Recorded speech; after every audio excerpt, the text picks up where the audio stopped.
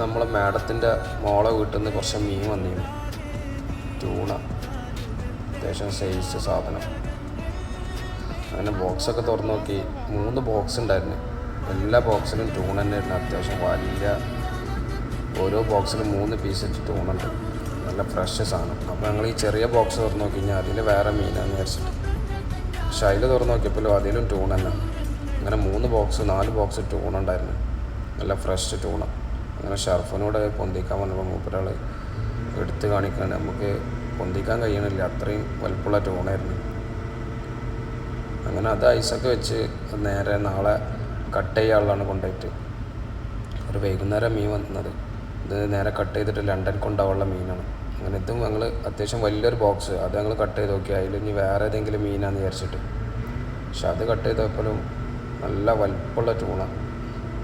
ഏകദേശം ഒരാളെ സൈസ് ഉണ്ട് ഓരോ ട്യൂണ. ഒരു ബോക്സിൽ 3 പീസ് ഈച്ചാണ്. ഇതാണ് അതിൻ്റെ സൈസ്, കണ്ടില്ലേ?